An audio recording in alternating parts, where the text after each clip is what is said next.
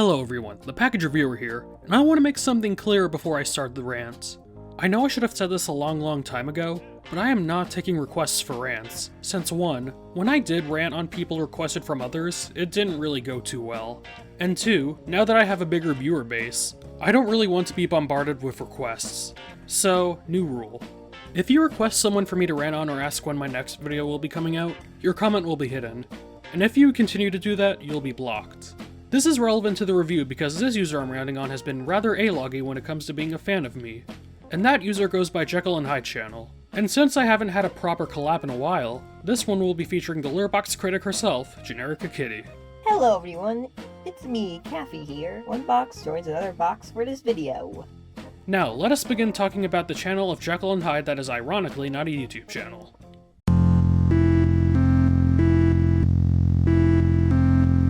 One of the main aspects to his artwork is that he tries to replicate a certain art style of a cartoon or something the creator of said cartoon would draw, but fails at that miserably.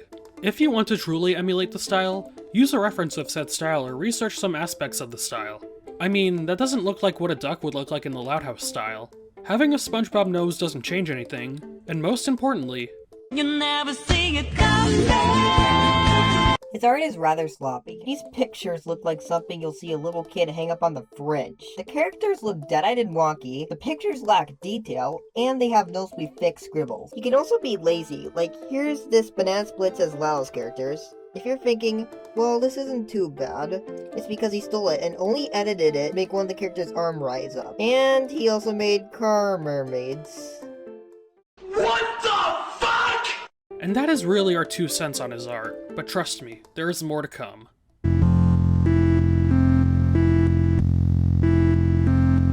When it comes to his reviews, he can be a bit angsty towards what he talks about. Ah yes, the screamy, shouty cartoon reviewer. A stick that died out years ago. And for a good reason.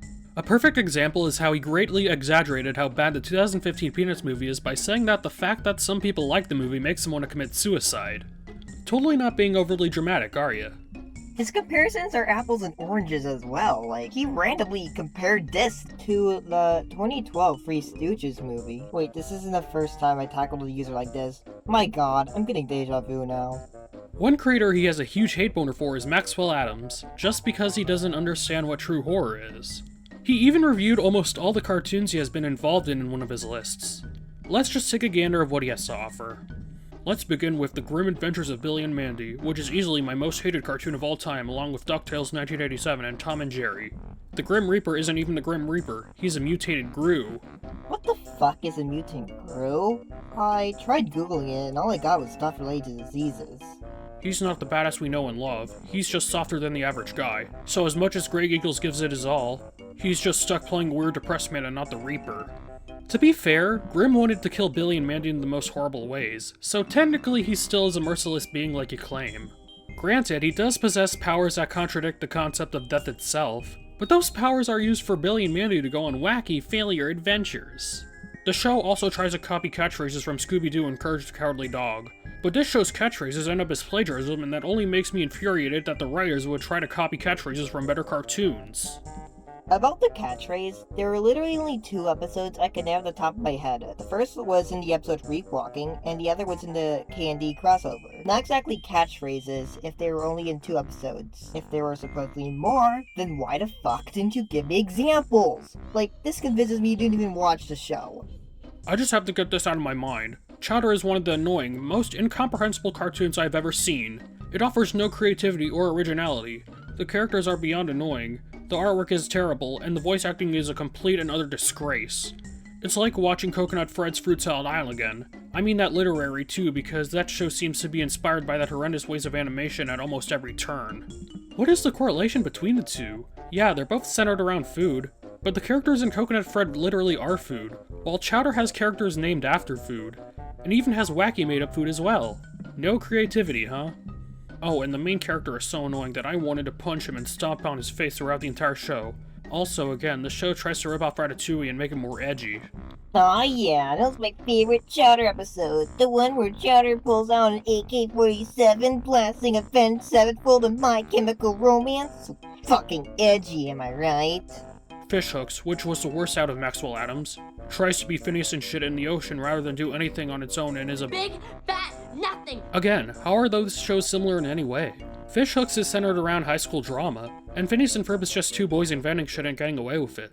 Have you ever watched the damn shows?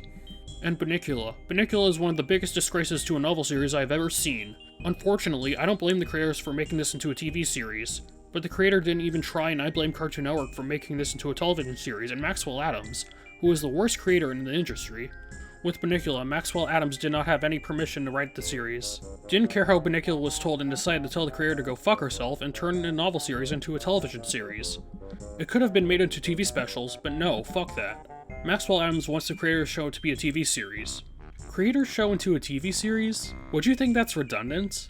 Wait, are you referring to the creator's books? Well, after some research, apparently one of the authors of the book, James Howe, was involved in the show. So Jekyll is a liar.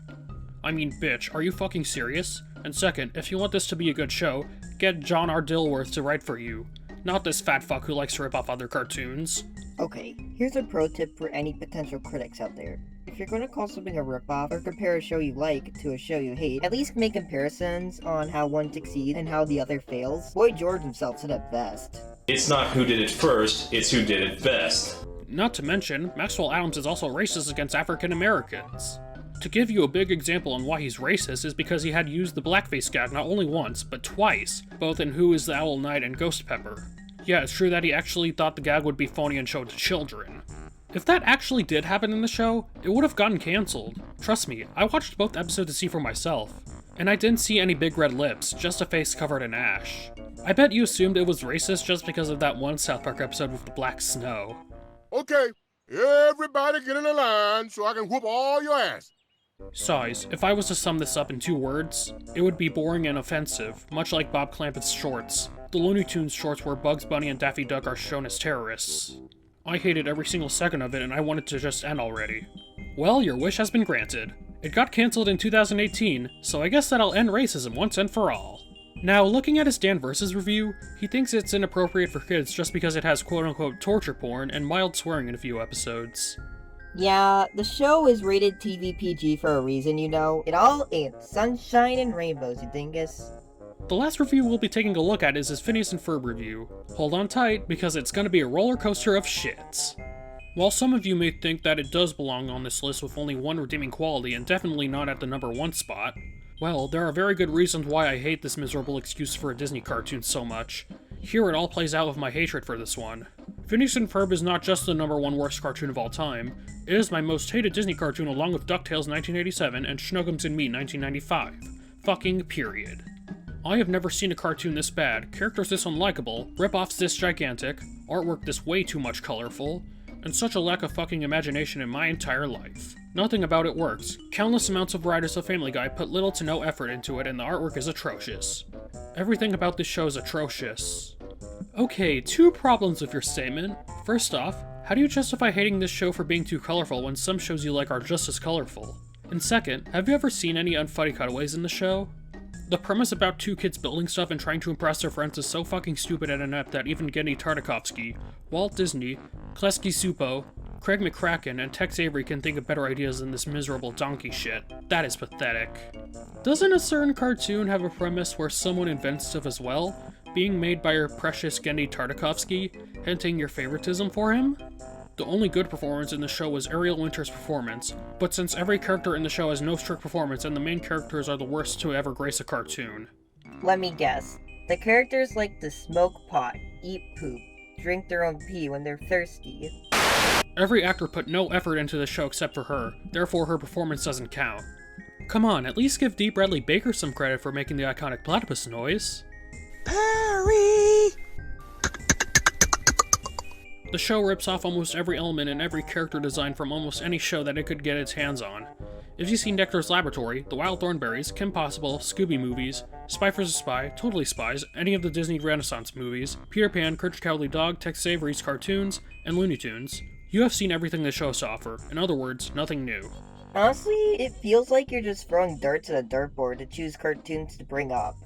I will give Chowder credit over this show, cause at least Chowder, as bad as it may be, at least rip off only one cartoon. If I was flipping through channels and saw that, I would know it was a SpongeBob ripoff. If I was flipping through channels and saw this, I would think it was a horrible unaired reboot of Dexter's Laboratory. Refer to what JekyllAndHydeChannel said about determining what ripoffs are. The shows you mention aren't that similar, but still. And I swear to God, there are plenty of bad morals that no sane human being would want to see in a Disney cartoon with lying to your parents in almost every damn episode. You do realize that it's not really Phineas and Ferb's fault that most of the time their inventions end up destroyed / gone by the end of the episode? Guys, I cannot tell you how unforgivable this awful show is, and I cannot express that enough.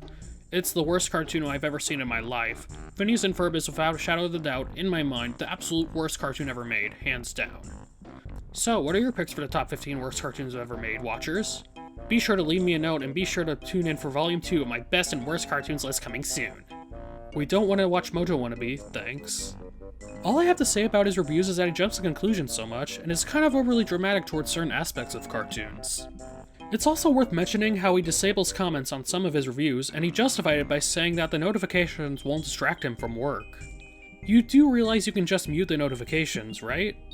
These were just stroke-inducing to read. Like, this is basically what happens if you give Armin White drugs. Now that we got that out of the way, let's take a look what he's like as a person. Oh boy.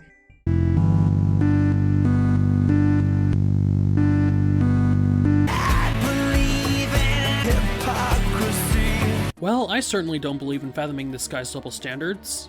One example of his hypocrisy is how he criticizes Hazbin Hotel for relying way too much on swearing and raunch. And while I understand where he's coming from, he's one to talk given how he made a fanfic of SpongeBob rated R that's nothing but swearing and raunch. By the way, this fanfic is fucking shit. Also, I'm not sure if this counts as true hypocrisy, but more irony. But it is funny how he shits on Mr. Enter, yet uses similar terms to what he uses, like mean-spirited. Another example is how he hates Ben Deloney for making Underage Rule 34, despite him finding the concept of Lincoln Loud Nakey interesting. Man-children sure do have a passion for hating other man-children, do they? And on his Atrocious Deviants article on Redhead Xilium Guy, also ew, Mirahis, he states that he bashes anyone with different opinions. Yet he thinks it's objective that Maxwell Adams has butchered his precious horror concepts, and even uses a hot tick to discredit someone. Again, look who's talking. Lastly, he seems to be a fan of Hotel Transylvania, maybe because of his Lord and Savior Gendy Tartakovsky being involved in it, which has the trope of horror but not too scary to have kids wet themselves, just like Billy and Mandy. But yet he thinks that is an insult to animation because it's not quote-unquote true horror. Favoritism at its finest.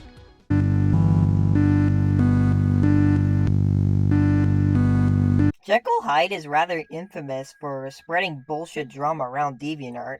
Mostly his attempt to defame two users named MosoTokyo88 and Scourge the Destron, to the point where he doesn't want anyone defending them, nor anyone calling him out for being an A-log, and will hold a grudge against anyone who tries to call him out.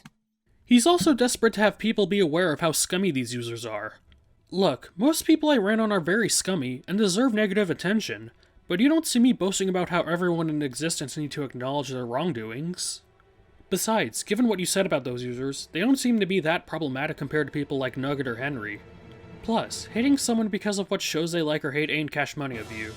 JekyllAndHyde also had a bit of beef with a user named Katamari Love, who some of you may know for being one of the old Justice Squad's detractors back then, in which some people demonized her for defending Scourge, probably criticizing those attacking them the same reason she criticizes Justice Squad. Katamari Love responded to this backlash by making a journal about JekyllAndHyde and apologized for not knowing how bratty they were. JekyllAndHyde made one about 8 days later, basically showcasing how Katamari Love defended these users, but according to him, defending users who aren't that problematic are a sin.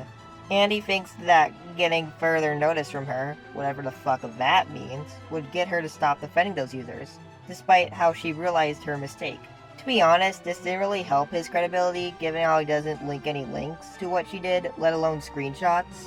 It also doesn't help how he's siding with more toxic users such as TMNT Fan 85, an incest and pedo shipper, and the Military Brat 5000, which if anything, worsens your reputation since users will find out one way or another that you associate with them. Besides, there is a 99% chance that being friends with them just to cover up your actions will have no effect whatsoever. And to think you wanted me to rant on someone who's not that problematic. Also, message to anyone watching this, but if anyone's being your friend so they can get away with their actions, they're not your friend and just trying to use you. And to put the cherry on top of this drama sundae, he made a status where he's grateful that I didn't rant on him. Until now. It seems that over a year of covering up didn't pay off.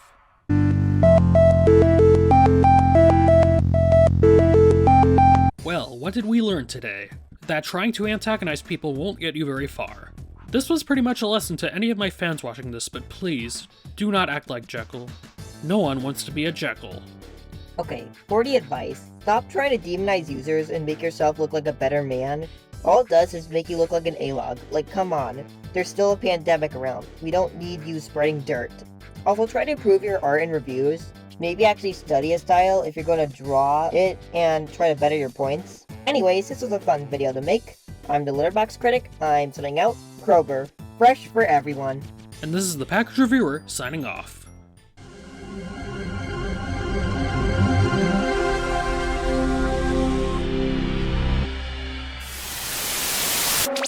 You know what, Box? Fuck it. Unpackages your reviewer. Oh no! Well, Ungenerica's your kitty.